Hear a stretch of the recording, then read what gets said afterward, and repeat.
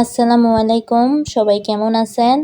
আল্লাহর রহমতে সবাই ভালো আছেন। সবাইকে নতুন আবার একটা ভিডিওতে স্বাগতম। ভিডিওটা আশা করি শেষ পর্যন্ত দেখবেন, অনেক ভালো লাগবে।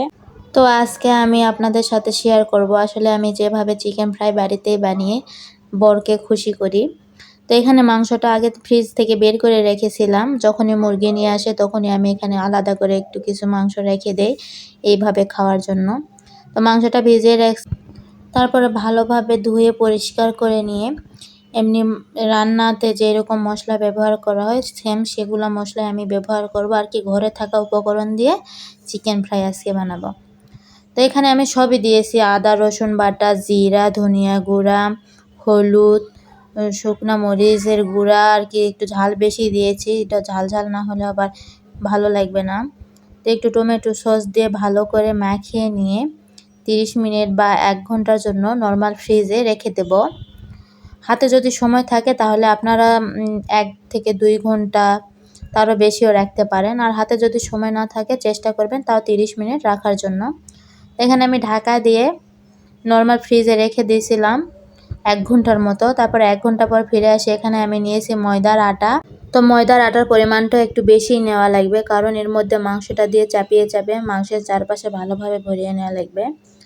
তো এখানে আমি একটু বেসনও নিয়েছি, বেসন আর ময়দার আটাতে একটু লবণ আর একটু শুকনা মরিচের গুঁড়া দিয়ে একটু মেখে নেব, যাতে একটু ঝাল ঝাল লবণ লবণ আটাটাও হয়, তাহলে আর কি ভিতরেও ঝাল লবণ থাকবে উপরেও ঝাল লবণ থাকবে। যে কোনো কিছুতে ঝাল লবণ যদি ঠিক না থাকে তাহলে কিন্তু সেই খাবারটা ভালো লাগে না।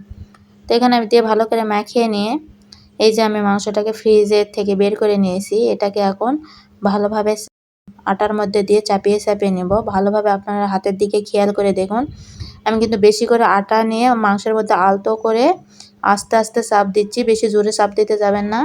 আস্তে আস্তে করে চাপ দিয়ে ভালোভাবে আটাটা ভরিয়ে নিয়ে আর কি একটু হাতের সময় নিয়ে এটা করতে হবে, তাড়াহুড়া করতে গেলে ভালো হবে না।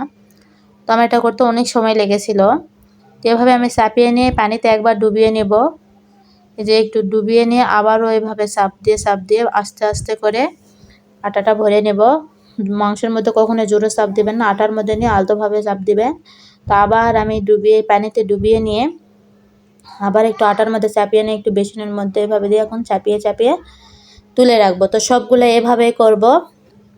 তো আমার ওইটা হয়ে গেছে, আবার একই নিয়মে আবার একটা করে নিব। তো আবার আরেকটা দেখে দেই। এই কাজটা যদি আপনার পারফেক্ট না হয় তাহলে আপনার ফ্রাইটা পারফেক্ট হবে না।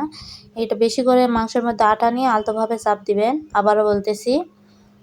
তো এইভাবে আমি আবার চাপ দিয়ে একটু দুবার করে পানিতে ভিজিয়ে নেব, নিয়ে আবার আটার মধ্যে চেপে চেপে নেব, নিয়ে শেষবারে যায় একটু বেসনের উপর মাংসটাকে হালকাভাবে চাপিয়ে চাপিয়ে নেব। তো আপনারা যদি এই কাজটা পারফেক্টলি করতে পারেন তাহলে আপনার ফ্রাইটা পারফেক্টলি হবে। আবারও বলতেছে যে হাতে সময় নিয়ে করবেন, তাড়াহুড়ো করতে যাবেন না, একটু সময় নিয়ে আস্তে আস্তে যদি করেন তাহলে পারফেক্ট হবে। তো সবগুলো আমি একইভাবে করে নিচ্ছি।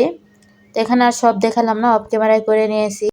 এখন ফ্রাই প্যানে তেল বসাইছি গরমের জন্য, তেল গরম হয়ে গেছে, আমি এখন এক এক করে দিয়ে দিব। তো এখানেও কিন্তু আস্তে আস্তে সময় নিয়ে ভাজবেন, আর জালটা একবারে লোতে রাখবেন। চুলার আঁচ যদি হাইতে রাখেন তাহলে কিন্তু আপনার ভিতরে মাংসটা না হতে উপরে পুড়ে যাবে, এই জন্য লোতে রাখতে হবে। তো আমার এক পাশে হয়ে গেছে, আমি এখন উল্টিয়ে পাল্টিয়ে নেব।